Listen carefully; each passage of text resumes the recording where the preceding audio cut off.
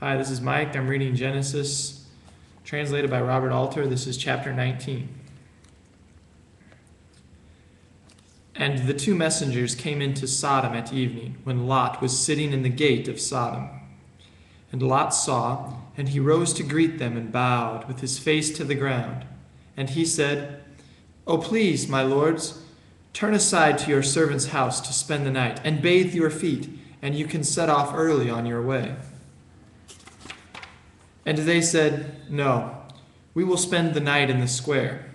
And he pressed them hard, and they turned aside to him and came into his house. And he prepared them a feast and baked flatbread, and they ate. And they had not yet lain down when the men of the city, the men of Sodom, surrounded the house, from lads to elders, every last man of them.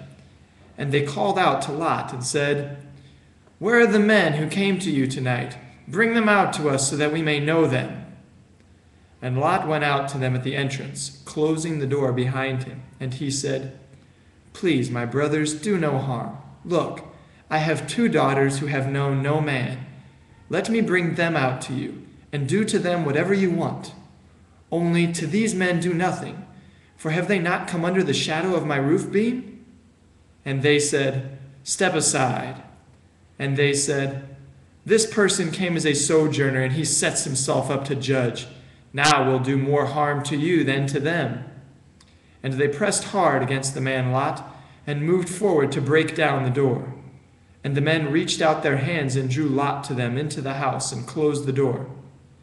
And the men at the entrance of the house they struck with a blinding light, from the smallest to the biggest, and they could not find the entrance. And the men said to Lot, "Whom do you still have here? Your sons and your daughters, and whoever you have in the city, take out of this place. For we are about to destroy this place, because the outcry against them has grown great before Yahweh, and Yahweh has sent us to destroy it." And Lot went out and spoke to his sons-in-law who married his daughters, and he said, "Rise, get out of this place, for Yahweh is about to destroy the city."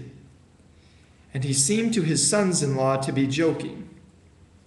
And as dawn was breaking, the messengers urged Lot, saying, "Rise, take your wife and your 2 daughters who remain with you, lest you be wiped out in the punishment of the city." And he lingered. And the men seized his hand and his wife's hand and the hands of his 2 daughters in Yahweh's compassion for him, and led him outside the city. And as they were bringing them out, he said, "Flee for your life. Don't look behind you, and don't stop anywhere on the plain. Flee to the high country, lest you be wiped out." And Lot said to them, "Oh no, my lord, look, pray, your servant has found favor in your eyes, and you have shown such great kindness in what you have done for me in saving my life. But I cannot flee to the high country, lest evil overtake me, and I die.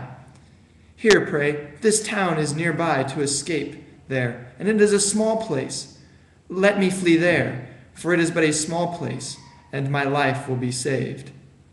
And he said, "I grant you a favor in this matter as well, and I will not overthrow the town of which you spoke. Hurry, flee there, for I can do nothing before you arrive there." Therefore is the name of the town called Zoar. The sun had just come out over the earth when Lot arrived at Zoar. And Yahweh rained upon Sodom and Gomorrah brimstone and fire from Yahweh from the heavens. And he overthrew all those cities, and all the plain, and all the inhabitants of the cities, and what grew in the soil. And his wife looked back, and she became a pillar of salt. And Abraham hastened early in the morning to the place where he had stood in the presence of Yahweh. And he looked out over Sodom and Gomorrah, and over all the land of the plain. And he saw, look, smoke was rising like the smoke from a kiln.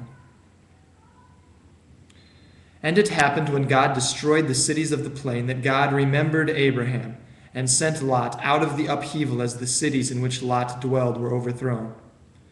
And Lot came up from Zoar and settled in the high country, his 2 daughters together with him.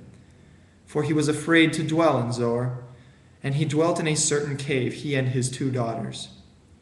And the elder said to the younger, Our father is old, and there is no man on earth to come to bed with us like the way of all the earth.